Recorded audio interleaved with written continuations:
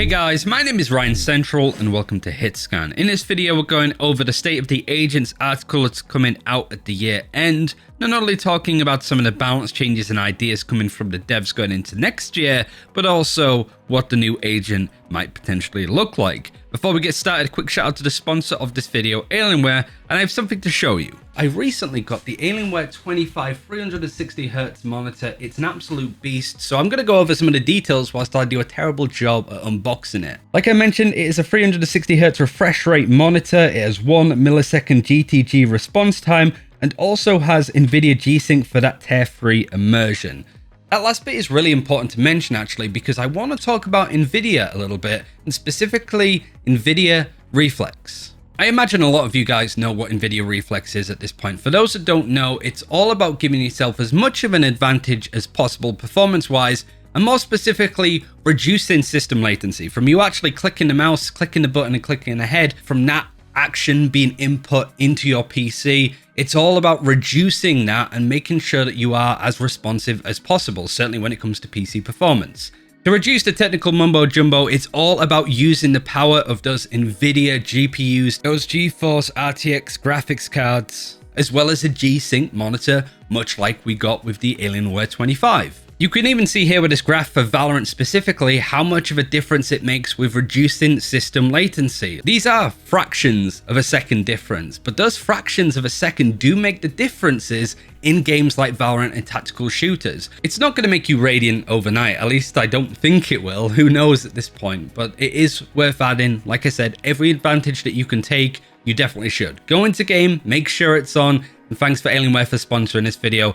Let's get back to what we were talking about. And we're going to go over the two main areas of this article, highlighting that and then giving my thoughts on each of the areas afterwards. The article begins with just effectively saying thank you, talking about the fan art, the cosplay, the memes, and also highlighting all of the agents that came into game this year, including Yoru, Astra, KO, Chamber, but also Viper and Breach now finding a lot more effective use, with Viper being more meta and Breach seemingly being amazing on a new map like Fracture. But the dev said this: "You're all adapting in new and amazing ways, and it's what keeps Valorant evolving. We can't wait to see how you use what we've planned for you in 2022, which, speaking of which, has a lot to do with the early 2022 balance. Since patch 3.0, we know things on the agent balance side have been lighter than our previous episodes, and going into 2022, we're looking to change that. We spent a lot of time towards the end of 2021 looking at how we work, restructuring some of the team, reprioritizing work, and welcoming many new members to the team. What does this all mean? Throughout 2022, you should see a bigger focus on agent balance. You should be seeing updates to various agents across the board throughout the first 6 months of the year. Additionally, we will be focusing more on addressing emergent balance issues faster than we did in 2021. As those updates are locked down, we will still share that information with you before they go live. Keep your eyes peeled throughout the year."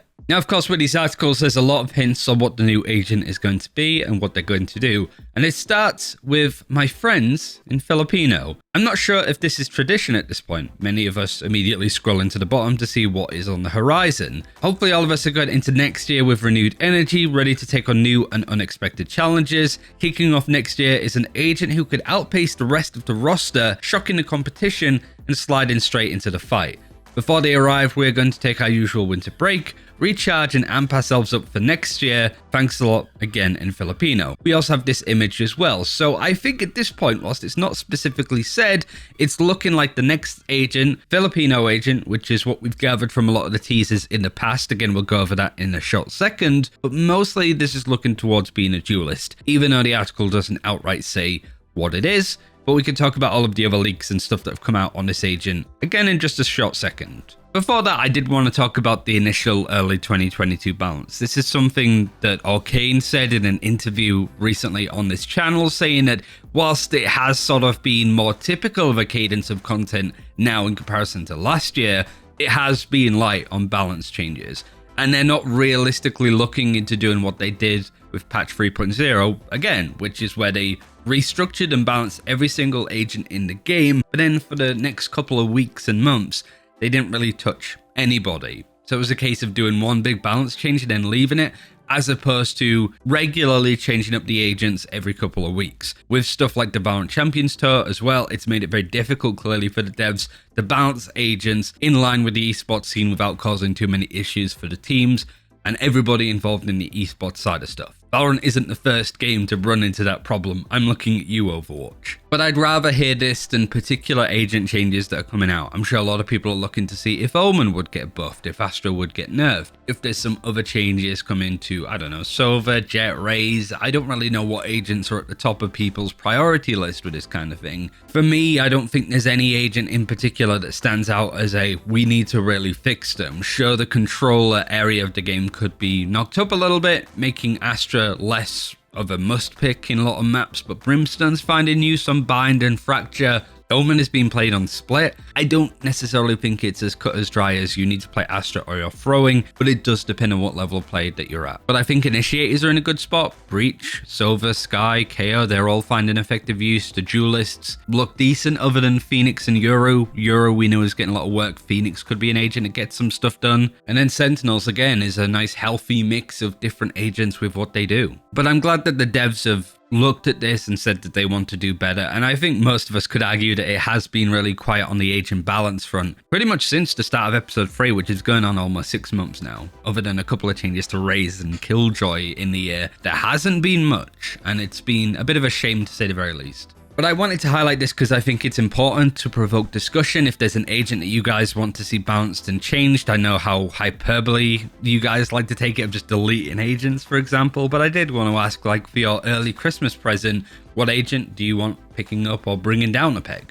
So going back over to the new agent, what do we know about them so far? Well, we've actually had a good guess from a lot of people in the community, including Sinprel, on what this agent was going to do, what they were going to be, and that they were going to be from the Philippines. The most interesting tease actually came during Champions, where there was this effect of the lightning, and you also hear the agent saying, I go fast. So clearly, Sonic has been added into Valorant because you know how Riot like to combine and synergize with other companies. Most of this stuff was spotted by Simprel as well as ValorLeaks, with the use of the Lintic, which is the Filipino word for lightning, which I also think is a really cool name for an agent, to be fair, and also Simprel saying lore-wise that this agent does play a role in the Alpha Omega bridge, which I assume is a lot to do with the going into alternate universes to steal Radianite, which would make sense if a lot of the energy required is from a lightning radiant. There has also been data mined stuff of lightning abilities in the past, which a lot of people assumed was connected to KO, or it even goes back as far as Euro, but I don't think it was ever used. So maybe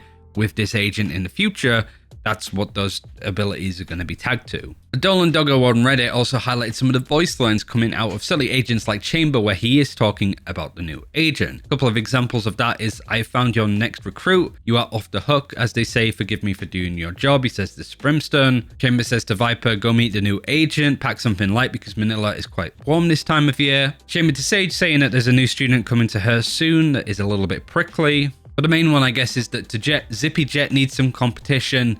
I think I know just a person. Also, based off some of these voice lines, there's a lot of she and her, so it is a female Filipino agent that's likely a duelist that has a lot to do with electricity, and actually the identity of this agent seems to be very fast, lightning based, very quick, which I think is quite interesting considering that has been the main role of Jet on a team. Which, when you think about it, this is a bit of a theory. Remember that the whole problem with Jet is that she could do too much of everything. She was the fastest agent to play. Abilities like Blade Storm made her one of the best entries, but also because she's so good with the operator, she was kind of that duelist that does a little bit of everything. The reason why I say that is because we had Chamber coming into the game, which is literally an up-in Sentinel for the most part, but also now you have an agent that is meant to be a bit more faster and quicker and better on the entry perhaps than Jet. It feels that the devs have specifically looked at Jet as an agent and gone, she needs to have competition in multiple areas. So now we have an up-in agent with Chamber and his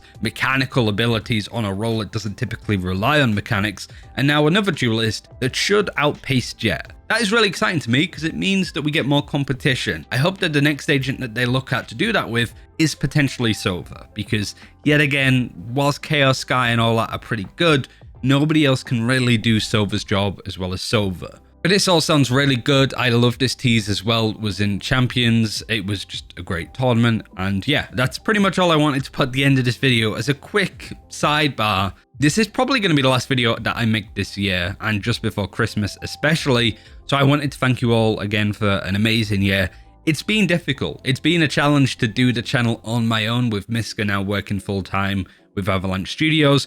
but I have really enjoyed it. I've also liked the fact that I focused more on quality rather than quantity, and also, to be frank about it, not tried to bullshit you with super hyperbolic titles. I'm sure there's going to be people that still think that we do that to an extent, which I understand, but I'm not about making a video every time something gets leaked. I want to have videos like this where when there's news to talk about, I can make a video on it and you can kind of get to the point straight away.